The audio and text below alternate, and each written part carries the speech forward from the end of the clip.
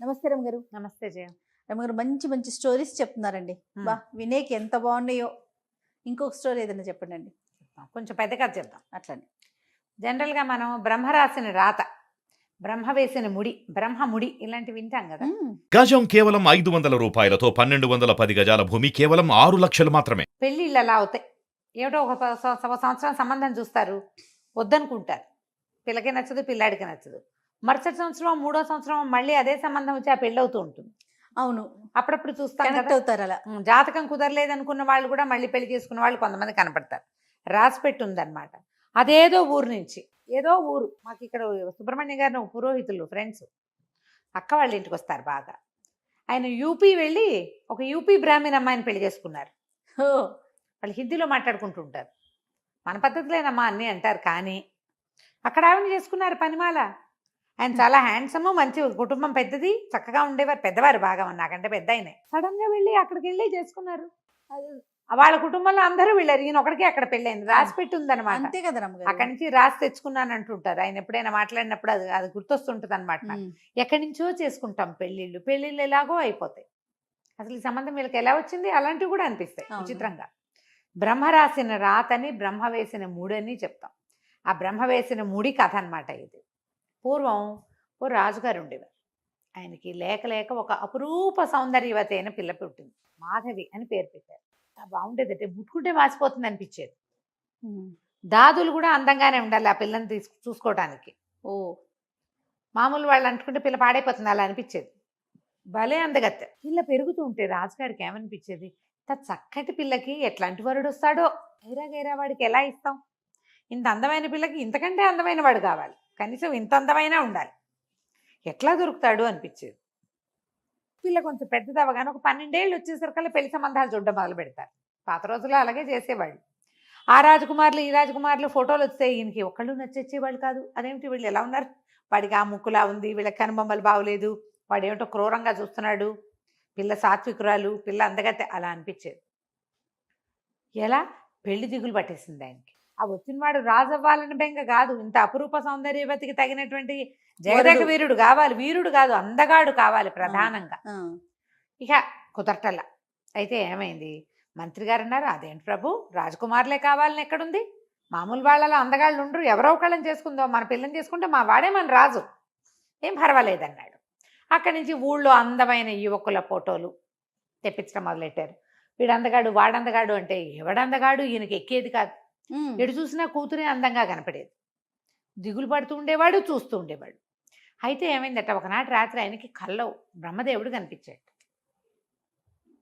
ఎందుకు నాయనా దిగులు పడుతున్నావు, మీ అమ్మాయికి కావలసిన ముడి ఏనాడో వేసి ఉంచాను, వాడి పేరు ఫలానా పిల్లవాడు, వాడి పేరు అని పేరు చెప్పాడు. ఓ ఈయనకి బ్రహ్మదేవుడు ఏదో ముడేసి ఉంచాడని అర్థమైంది. అక్కడి నుంచి మంత్రితో చెప్పాడు, నాకు ఒక కాలు వచ్చింది, బ్రహ్మదేవుడు కనపడ్డాడు, ఆయన్ని స్వయంగా చెప్పాడు, పిల్లకి ఒక ముడి వేసి ఉంచాను, దీనికి తగిన వరుడు పుట్టాడు అని వాడి పేరేదో చెప్పాడయ్యా, నాకు సరిగ్గా అర్థం కాలేదు, ఈసారి మళ్ళీ బ్రహ్మదేవుడిని ప్రార్థిస్తానని కొంతకాలానికి రోజు అడగ్గా మళ్ళీ ఒకరోజు కలొచ్చింది. నిన్ను దిగులు పడద్దన్నానా, కురవరట్టుతో మీ అమ్మాయి పెళ్ళి అవుతుంది అన్నాడు బ్రహ్మదేవుడు. పేరేమిటి, కురవరట్. అదేం పేరు, విచిత్రంగా ఉంది. కానీ ఈ విచిత్రమైన పేరుని ఈయన పెట్టుకున్నాడు, గుర్తుపెట్టుకున్నాడు.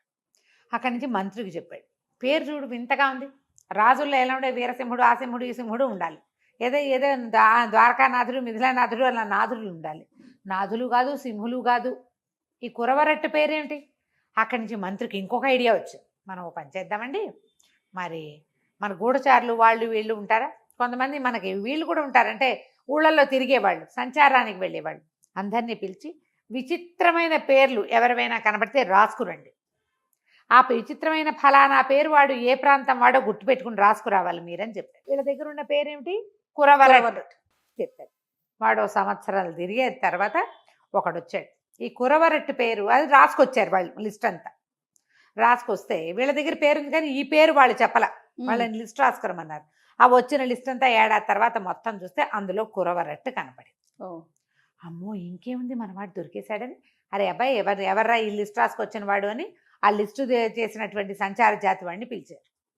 వాడు ఫలానా అరణ్యంలో నుండి ఒకవైపు ఒక కోయి జాతి కుర్రవాడు వాడి చెట్లకి పళ్ళు గిళ్ళు అన్నీ కోసేస్తాడు బ్రహ్మాండంగా. వాడి పేరండి కురవరట్టు అనగానే ఆయన ఎక్కడ ఏమిటి అన్నీ కనుక్కొని రాజుగారి దగ్గరికి పరమానందంగా పరిగెత్తాడు. మన కురవరట్టు దొరికేశాడు, నేను అక్కడికే వెళ్తున్నాను, ఒక అరణ్యంలో బిల్ల జాతి బట్ట, బిల్లుడో కోయడో మనకు పర్వాలా, వాళ్ళు మనలాంటి వాళ్ళే, కుర్రాన్ని తీసుకొచ్చి రాజుని చేసుకుంటాం అని చెప్పి బయలుదేరాడు. తీరా వెళ్ళాక ఆయన చాలా దిగాలుగా వెనకొచ్చాడు వాడిని వెంట పెట్టుకుని. వాడు సన్నగా నల్లగా అట్టలు కట్టిన జుట్టు, పరమ అప్పుపక్షిలాగా ఉన్నాడు, బక్కగా సన్నటివాడు బక్కటివాడు. వాడిని తెచ్చి క్షమించాలి ప్రభు, పేరైతే సరిపోయింది కానీ ఆకారం సరిపోలేదు, వీడేమిటో ఇలాగా మరీ అక్కుపక్షిలాగా ఉన్నాడు, పేరు మాత్రం బ్రహ్మదేవుడు చెప్పిన పేరే అనగానే రాజు కొళ్ళు మండిపోయింది. ఏది వాడు నాకు చూపించన్నాడు. తీసుకొచ్చి చూపించేస్తారు కదా, ఆయన నిర్ఘాంతపోయాడు. వీడా కనీసం రాజకుమారి వెళ్ళే దారిలో దీపం వెలిగించడానికి కూడా పనికిరాడు వీడు. రోడ్డు మీద దీపాలు వెలిగిస్తారు సైనికులు, దీపం వెలిగించే సైనికుడు పోస్ట్ కూడా పనికిరాడు. వాళ్ళు కూడా హ్యాండ్సమ్గా ఉన్న వాళ్ళే ఉన్నారు మన దగ్గర. వీడికి ఎట్లా ఇచ్చి పెళ్లి చేస్తామమ్మా, ఏం చేస్తాం మంత్రి, మనం ఓ పని చేయి, వీడిని తీసుకెళ్ళి చంపేయి. అయ్యో, బ్రహ్మదేవుడు మూడేంటో చూద్దాం, వాడు కనుక బతికే ఉంటే మన కర్మగాలి, బ్రహ్మదేవుడు మూడేసానని చెప్పాడు, మళ్ళీ వీడు మొగుడైపోతాడేమో మన పిల్లకి, వీడిని సంహరించమన్నాడు.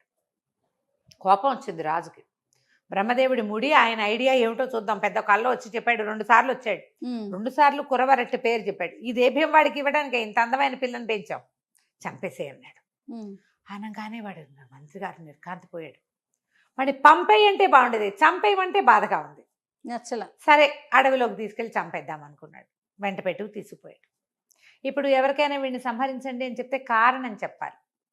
ఆ పని తనే స్వయంగా చేద్దాం నమ్మలేక చేద్దాం అనుకున్నాడు. అడవిలోకి వెళ్ళేసరికల్లా, అడవిలోకి వెళ్ళగానే వాడికి అలవాటు కదా, వాడు ఆ చెట్టుకి ఈ చెట్టుకి కాయలన్నీ కోసి మంచి దోరకాయలు తీసుకొచ్చి ఈయన చేతిలో పెట్టాడు.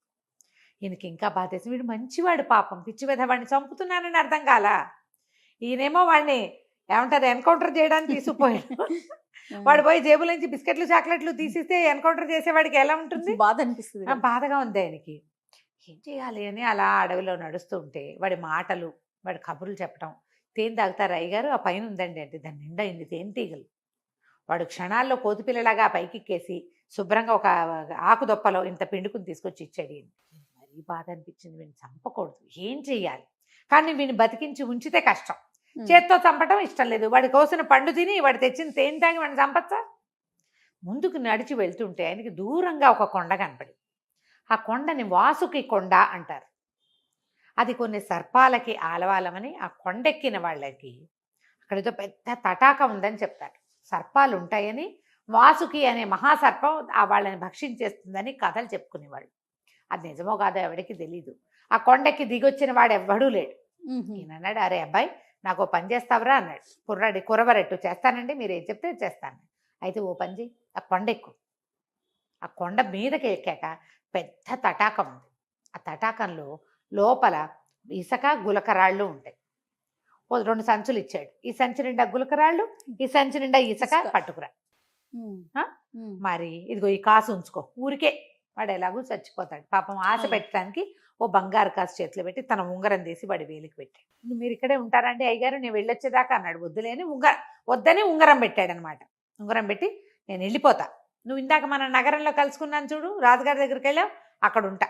నువ్వేం చేస్తావంటే నువ్వు మెల్లిగా ఎక్కాలి కదా, ఇదంతా ఎక్కాలి, ఆ పని చెయ్యాలి, అదంతా దిగాలి, ఎప్పటికవుతుంది అదంతా, నేను వెళ్ళిపోతా వెనక్కి. ఉంగరం ఉంది కాదు, నువ్వు వచ్చి ఉంగరం చూపిస్తే నా దగ్గరికి తీసుకొస్తారు ఎవరైనా. అవి చాలా మంచివి, అవి వాడుకోవటం కోసమే నిన్ను తీసుకొచ్చా, నువ్వంటే చూడు అడవిలో బాగా తిరుగుతున్నావు కాదు అని వాడికి చక్కగా ముద్దుగా చెప్పాడు. వాడు అట్టగానండి దాందేముంది నేను వెళ్తాలేండి అన్నాడు. ఈయన గుర్రం వేసుకుని వెనక్కి వెళ్ళిపోయాడు. మన కురవరట్టు కొండెక్కటం మొదలుపెట్టాడు. కొండెక్కి ఎక్కి ఎక్కి ఎక్కి ఎక్కి మొత్తానికి 3 రోజులు కొండెక్కేశాడు. ఎక్కితే పెద్ద తటాకం ఉంది. వీడు ఆ తటాకంలోకి దిగాడు. వాడు అప్పటికే 3 రోజుల నుంచి కొండెక్కుతున్నాడు. దొరికిన కాయ కసలు వాళ్ళ జీవితాలు అవే, కొండవాళ్ళు కదా, వాడు కోయపిల్లవాడు, వాడికి అదే అలవాటు. తేనె దొరికితే తాగేస్తాడు, తటాక ఎక్కడైనా సెలయేళ్ళు కనపడితే ఆయన నీళ్లు తాగుతాడు, ఓ పండో కాయో కోసుకొని తింటాడు. వాళ్ళకి తెలిసినన్ని కాయలు పళ్ళు మామూలు వాళ్ళకి తెలియవు. ఆకలి లేదు వాడికి, కానీ కొండెక్కటంలో చెమటలు పోసి విసగటగా ఉంది. స్నానం చేద్దామనిపించింది. సరే తటాకంలో ఎలాగో ఆయన అవి తీసుకురమ్మన్నాడు కదా అని ఆ తటాకంలోకి దూకాడు. పెద్ద తటాకం, చల్లటి నీళ్ళు. లోపలికి వెళ్తే అడుగునంతా ఇసుక రవ్వ రవ్వ రవ్వగా చేతికి తగులుతోంది. బోల్డ్ అన్ని రాళ్ళు ఉన్నాయి దాని నిండా ఆ తటాకంలో. వీడు హాయిగా కరువు తీరా స్నానం చేసి ఈతలు కొట్టి మరి గులకరాళ్ళు సంచి నిండా వేసుకున్నాడు. ఇంతవి అంతవి ఇంతవి అంతవి ఎన్ని రాళ్ళు, ఇంత సంచి అది. ఇసుక ఒకదాని నిండా పోసుకున్నాడు, నీరంతా చేసాడు, అందులోంచి బయటకు వచ్చాడు. వాడికి వస్తుంటే అనిపించింది వాడు నల్లటి సన్నటి చేతులు ఏమిటో పచ్చగా మారిపోయినట్టు అనిపించింది. చేతులు రంగు మారిపోయినాయి. ఆ నీళ్ళు ఏమైనా పవర్ఫుల్ అయ్యి ఉంటాయి, వాటికి ఏదో శక్తి ఉంది. మంత్రి గారు అక్కడ పెద్ద రాజుగారి దగ్గర పెద్ద అధికారి, ఆయన నువ్వు అడిగాడంటే వీటికి ఏదో మహత్యం ఉంది, అందుకే అడిగాడు అనుకున్నాడు. దిగొచ్చాడు. దిగిక నగరానికి బయలుదేరాడు. వీడు మామూలుగా ఏదో చిన్న మామూలు బట్టలతోటి ఉన్నాడు. వీడు ఏమనుకున్నాడు, ఆకలిస్తోంది, ఏమైనా తినాలి. ఈ ఉంగరం ఏం చేశాడు, ఎవరికో చూపించాడు. మామూలుగా అడవిలో ఉంటే వాడికి ఆహారం కాయ కసురు దొరుకుతాయి, నగరాల్లోకి వస్తే కొనుక్కోవద్దు, అవును, ఎవరైనా పెట్టాలి. ఆకలి దహించుకుపోతుంది. ఇది చూపించేసరికి వాళ్ళు ఎవ్వరూ ఆ ఉంగరాన్ని గుర్తుపట్ల. ఏం చేయాలి? సరే ఆలోచించి ఏమనుకున్నాడు, మన దగ్గర మంత్రి గారు ఇచ్చిన కాసు ఉంది కదా, ఆ కాసుతోటి ఏమైనా కొనుక్కు తిందామని సరే కాసుతోటి ఒక కొట్లోకి వెళ్ళాడు. వాళ్ళు ఏమో చిచ్చి పిచ్చిగుడ్డలతో కొట్లోకి వస్తున్నామంటే సరే ఏమనుకున్నాడు, ముందు ఆహారం కొట్లోకి వెళ్ళకుండా ఆహారం తెచ్చుకుని తిన్నాడు. తర్వాత ఏం ఆలోచించాడు, 2 పూట్లకు సరిపడా తినేసాం.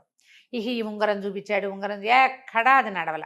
ఒక కొట్లోకి వెళ్ళి ఏమనుకున్నాడు, ఈ ఉంగరం అమ్మేద్దాం, కాసుకు డబ్బులు వచ్చినాయి, ఉంగరానికి కూడా డబ్బులు వస్తాయని ఉంగరం చూపించేసరికల్లా ఆ ఉంగరంలో ఉన్న రాయి కాస్త ఎక్కడో పడిపోయింది.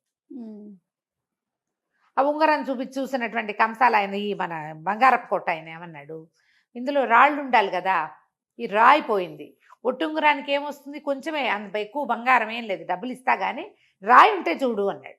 అనగానే వీడికి ఏమనిపించింది, ఇందులో రాయి లేకపోతే పీడా పోయి మన దగ్గర సంచి నిండా గులకరాళ్ళు ఉన్నాయి కదా, ఏదో ఒక రాయి ఏదో ఒక రాయి తెద్దామని చిట్టి ఒక రాయి తీసి ఆయన చేతిలో పెట్టాడు. తీసుకొచ్చాడు. రూమ్ వెళ్ళి తను ఎక్కడున్నాడో అక్కడి నుంచి దాచిపెట్టాడు.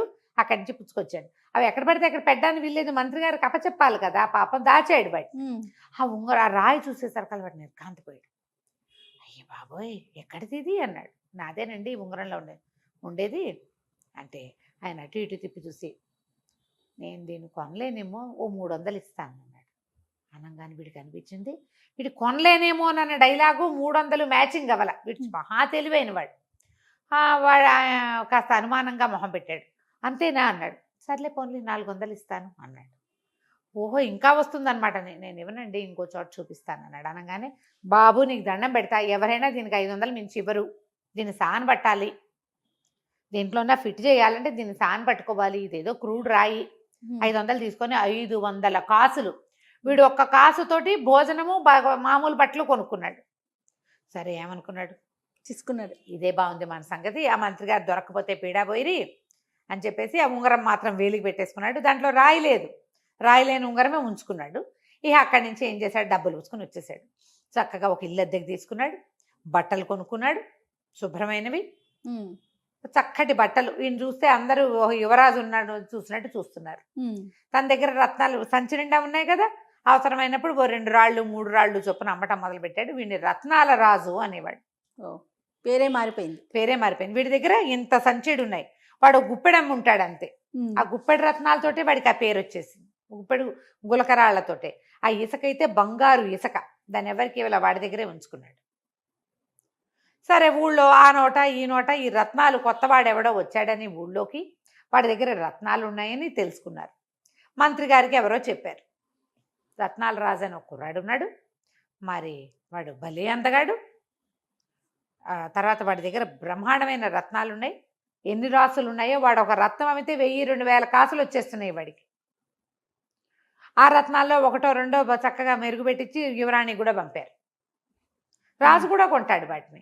అక్కడి నుంచి రాజు అన్నాడు, ఏమిటి మనకి ఊళ్ళో అంతా ఇంత అందగాళ్ళు ఉంటే గురించి ఎవరు చెప్పలేదు, వీడెవడో కొత్తగా వచ్చిన వర్తకుడు భలే అందగాడని చెప్తున్నారు, వర్తకుడు అయితే ఏమిటి, మన పిల్ల నుంచి పెళ్లి చేయొచ్చు, ఆ అబ్బాయిని చూసిరమ్మన్నాడు. ఈ మంత్రి గారి సుబుద్ధి ఓ చిన్న పటాలాన్ని వేసుకుని రత్నాల రాజును చూడపోయాడు. ఈయనేమో కురవరట్టును గుర్తుపట్టలేదు, కురవరట్టు మంత్రి గారిని గుర్తుపట్టలేదు. ఇద్దరు ఒకళ్ళనొకళ్ళు చూసుకున్నారు. చూసి అబ్బో పిల్లాడు భలే అందగాడు, కుర్రాడు, వివాహం అయిందా అన్నీ కనుక్కున్నాడు, కాలేదన్నాడు. అనగానే ఈయన ఏం చేశాడు, పరిగెత్తుకుంటూ రాజు దగ్గరికి వెళ్ళాడు. సుబుద్ధి చాలా బాగున్నాడండి, ఏ ఊరు ఏమిటి ఇంకా వివరాలు కనుక్కోలేదు. వివాహం అయితే కాలేదు. చూడ్డానికి అందంగా ఉన్నాడు. పెద్ద ఇల్లు తీసుకున్నాడు. డబ్బు ఉంది వాడి దగ్గర. లేకపోతే పీడాబైరి మనం చేసుకుంటాం. లేదనుకో నష్టమే ఉంది. రాకుమార్తెను పెళ్లి చేసుకుంటాడు కదా. చాలా బాగున్నాడు. అసలు 2 కళ్ళు చాలనంత అందంగా ఉన్నాడు అన్నాడు. అనగానే రాజు అన్నాడు, ఓకే పిల్లనిచ్చి పెళ్లి చేసేద్దాం. నువ్వు చూసావు కదా, నేను చూసినట్టే. అయ్యో రాజుగారు మళ్ళీ మంత్రి గారు సాయంకాలం అయ్యేసరికల్లా పెద్ద పటాలన్నీ అంతఃపుర కాంతల్ని కూడా కొంతమందిని వెంట పెట్టుకుని మంది మార్బలంతో పసుపు కుంకాలు పళ్ళు స్వీట్లు నగలు నాణ్యాలు బట్టలు అన్నీ మోయించుకుని తీసుకెళ్ళి నాయన నువ్వెంతో చక్కటి పడివి, నువ్వు చాలా బుద్ధిమంతుడు అని వ్యాపారస్తులంతా చెప్తున్నారు. మా రాజుగారికి మహాద్భుత సౌందర్యవతి అయిన మాధవి అనే కూతురుంది. మా రాకుమార్తెని నీకు ఇచ్చి పెళ్లి చేయాలని భావిస్తున్నాం. మా రాజుగారు కూడా సుముఖంగా ఉన్నారు. నీ పేరు, మీ ఊరు వివరాలు, జాతక చక్రం అవి చెప్తే అవన్నీ చూసుకుని ముహూర్తం పెట్టిస్తాము అన్నాడు. అనగానే ఈ అబ్బాయి అన్నాడు, అలాగేనండి తప్పకుండా, మేము కోయవాళ్ళం, నా పేరు కురవరట్టు, వీళ్ళు ఈ ఊళ్ళో వాళ్ళు నన్ను రత్నాల రాజు అంటారు, అలా పిలుస్తున్నారు కానీ నా పేరు రాజు కాదండి, నేను కోయి జాతి వాడిని. అనగానే నేను నిర్ఘాంతపడి కురవరెట్టా నువ్వు అన్నాడు. నేను కురవరెట్టనేనండి అన్నాడు. అదేంటి నేను చూసిన కురవరెట్టు ఇంకోటి కదా అంటే, అవునండి. అప్పుడు ఈయన మా కుర్రాడికి తట్టింది, ఆయనేమోనండి. ఆయన ఉంగరం చూపించాడు. ఈ ఉంగరం మీదేనండి అని. ఇందులో రాయిపోయింది కానీ ఈ ఉంగరం నాదేనన్నాడు ఆయన. మీరు నాకేనండి ఇచ్చారు అని. అనగానే ఆయన ఆశ్చర్యపోయాడు. ఇదేమిట్రా, సన్నగా నల్లగా బక్కగా జుట్టు అట్టలు కట్టేసిన జుట్టుతోటి ఉన్న ఒక చిన్న కోయ కుర్రాడికి ఇచ్చాను నేను, వాడు నా అంత కూడా లేడు, బక్కటి వాడు, నువ్వు చూస్తే ఇంత సమున్నతాకారుడివి, ఇంత ఈ రంగేమిటి, ఈ రూపేమిటి అంటే, అయ్యా మీరు నన్ను వాసుకి కొండ ఎక్కిచ్చారు, ఆ కొండలో ఉన్న సరస్సులో దిగేసరికల్లా నా ఒళ్ళిట్ట పచ్చగా అయిపోయిందండి. తర్వాత నాకు తెలిసింది నా రూపం మారిందని. ఆ కొండ మీద ఉన్న సరస్సు చాలా అద్భుతమైన సరస్సు, అందులో దిగటం వల్లే నాకు ఈ స్వరూపం వచ్చింది. నేను అమ్ముతున్న రత్నాలన్నీ కూడా మీరు చెప్పడం వల్ల తెచ్చినవనండి, నిజానికి ఇవి 2 మీవని ఆ సంచులు 2 ఎత్తి ఆయన చేతిలో పెట్టాడు. మీరు ఆ పని చేయడానికి నాకు కాసు ఇచ్చారు, కాసుకి ఈ పని చేశాను నేను, ఇవి మీవే తీసుకోండి అన్నాడు. రామంతా సంతోషించాడంటే ఆ సుబుద్ధి. ఆయన నిన్ను వదిలించుకోవడానికి చేసిన పని ఇట్లా నిన్నే మాకు కూర్చుంది, భగవంతుడు వేసే ముడి ఇట్లా ఉంటుంది కదా, ఇదే కదా బ్రహ్మదేవుడు వేసిన ముడంటే. చివరికి ఇది సానుకూలం అవ్వవలసిందే. ఎక్కడ వాళ్ళో ఎక్కడో సంబంధం కుదుర్చుకుంటారు. వీళ్ళిద్దరు మొగుడు పెళ్ళాలు అవ్వాలి, వీళ్ళ వల్ల ఒక సంతానం వృద్ధి కావాలి, ఒక వంశాభివృద్ధి జరగాలి అని ముందే రాయబడి ఉంటే మాస్టర్ ప్లాన్ లో మనం ఎట్లా తప్పిస్తాం? మనమెవరం దాన్ని తప్పించడానికి? ఆ మాట అనుకుని పరిగెత్తుకుంటూ రాజుగారి దగ్గరికి వెళ్ళి, అయ్యా వీడెవడో కాదండి, బ్రహ్మదేవుడు ఏర్పరిచిన కురవరట్టే మన పెళ్లి కొడుకు అనగానే రాజు ఆశ్చర్యపోయాడు. పెళ్లి కొడుకుని చూసి నిర్ఘాంతపోయాడు. ఆయన కూడా ఆయన చూశాడు కదా. ఇక సంతోషంగా రాజకుమార్తె మాధవిని కురవరెట్టికిచ్చి పెళ్లి చేసేశారు. తను తెచ్చుకున్న వజ్రాలు ఆ ఇసుకతోటి అతను పరమ సంపన్న గృహస్థుగా వాళ్ళ కుటుంబంలో వాళ్ళని కూడా కొంతమందిని ఎవరినో తెచ్చుకున్నాడు. హాయిగా కాలం గడిపారు. కథ కంచుకు మనం ఇంటికి. భలే ఉందండి. చిన్న కథ అయినా బాగుంది. నమస్తే. నమస్తే.